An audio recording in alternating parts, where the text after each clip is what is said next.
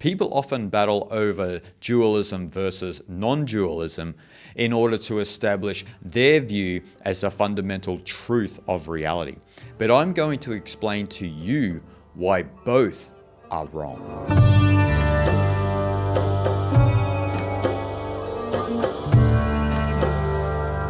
Everywhere online you'll see spiritual aspirants and people who are philosophically minded battling over dualism versus non-dualism. You know, we have the new phenomenon of the non-dual police, where they go around policing everyone for just being a human being, and they overly analyze every single word they read and every single comment they read. But maybe they ought to think about themselves walking around over-analyzing everything, but that's a whole other issue. But we have this new tendency, right, where people overanalyze the teachings and then get into all sorts of illogical battles, and then in the end they are not actually practicing the teachings, which is a big problem, right? And so I wanted to look at this from the ancient perspective of Dattatreya in what many consider the most dangerous spiritual book in the world for your ego, the Avadhuta Gita. Now, in the Avadhuta Gita, Dattatreya actually explains this phenomenon because it's not like dualists and non-dualists haven't been debating for a long time, but the debates were a lot more pure in the ancient times, and we didn't have the internet and so forth and so on. We actually spoke face to face, and so we couldn't hide behind a keyboard and write all sorts of illogical comments. People would actually get together to explore the knowledge in a peaceful manner, and both the dualists and the non-dualists had interesting things to say, and that would contribute to a greater understanding of consciousness and the fundamental reality, which is what a lot of the philosophical and spiritual schools in India are all about, where people would come together of different philosophies and spiritual backgrounds, but to get to this ultimate understanding of what the nature of consciousness and reality is. And look, some people resonate with one school over the other, and there is no rule that you should follow this one or that one. There's just all these different schools. And so that's how India evolved, and that's why we have these schools. And so today I wanted to read to you actually two verses from the Avadhuta Gita, which speaks about this. It speaks about the problem of labeling things and naming things and saying you're a non-dualist over a dualist and this and that, because Dattatreya always takes it a step further to bring our mind back into that ultimate reality, rather than philosophizing, rather than over-analyzing everything one sees according to if they think of themselves as a dualist or a non-dualist. So let me read to you these two important verses from the Avadhuta Gita. Some prefer to be non-dualists, while others prefer to be dualists. But none of them truly knows the self-same Brahman, which is devoid of duality and non-duality. Brahman is free from colors, such as white, blue, and yellow. It is devoid of qualities, such as sound, touch, and smell. How do people describe Brahman, which is beyond mind and speech?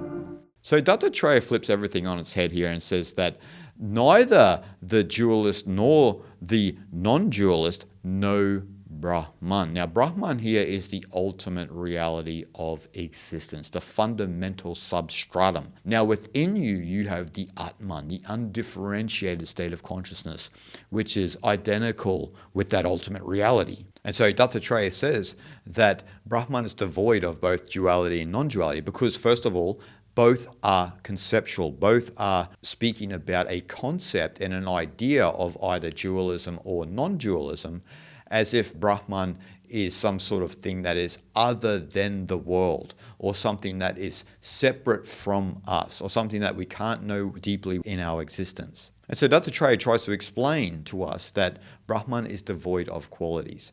Now, we need to understand the two differing aspects of Brahman when we look at it from an Advaita Vedanta perspective. So when he says it's devoid of qualities, first of all, what is Brahman with qualities? Brahman with qualities is Saguna Brahman.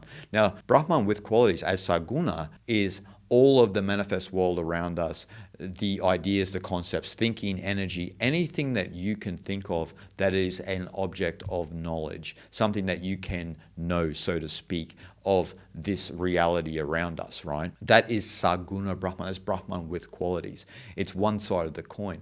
But Brahman's fundamental nature, and what Advaita Vedanta tries to point to, is Nirguna Brahman. Brahman without qualities. Qualities here being guna, and nir meaning no qualities, not having qualities. So Brahman without qualities. Now this is exactly the same as Wu-Chi in Taoism, which is the fundamental aspect of Tao, Tao in stillness, rather than Tai Chi, Tao in motion, meaning all of the motion of the universe, which creates the 10,000 things, a manifest world. So Wu-Chi is Tao without qualities. It's that fundamental essence of the world, which is what Nirguna Brahman is. And so when we understand that, Brahman is very difficult to explain because it's without qualities. It's not dual or non-dual. We can say in some sense that, okay, it's non-dual philosophically, but that really only relates to the way we use language, right? Like, so we're using that to kind of describe what it is, but that's still not it. It's getting closer to it, but it's not it in its entirety, because Brahman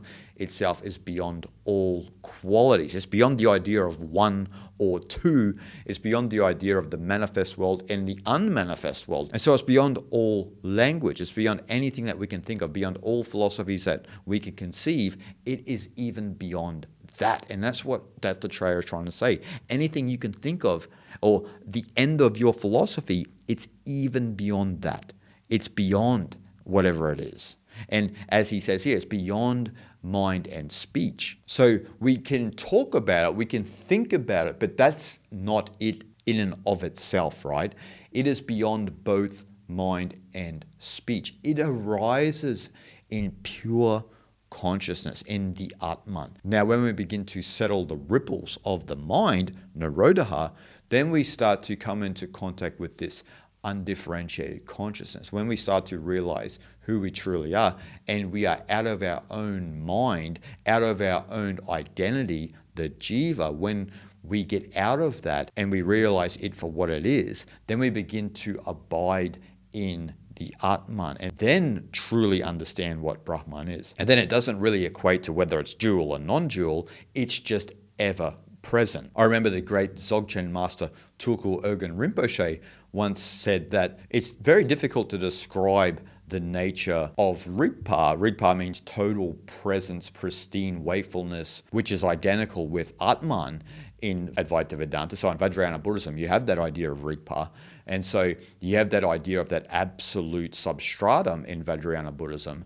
And it's very difficult to explain, as Tulku Urgyen Rinpoche said, but he said the best way to think about in understanding that is to leave it as it is. Don't try to make a philosophy about it. Don't try to color it or give it a name. Just allow it to be as it is, and allow yourself to be as it is. And then you'll begin to come back into resonance with who you truly are. And a lot of people are trying this and that to get to that ultimate stage, but they often end up chasing their tail because they're not allowing themselves to be as it is. And that's what's important here. And so when we allow it to be as it is beyond all qualities. I mean, I'm speaking about it to you here, and we are just speaking about it in the sense philosophically so that we can mine this knowledge and go deeper and deeper into it. It's not that we stop speaking about this. This would be a big mistake, and that would be a part of New Age spirituality. And this channel is definitely not about New Age spirituality. We're exploring the traditional knowledge here. And so that as it is beyond all qualities. We can't give it a name. We can't say it's this or that. It's not even in between. It's something that's completely beyond and different. Though that we can say that this and that are in the form of Saguna Brahman. It's without Brahman. Remember, Brahman is immanent within all of existence, but also transcends it. That's a way of resolving the Saguna and Nirguna type of split that people get confused about. No, Brahman is immanent within reality, but also transcends reality. That's the easiest way to understand it.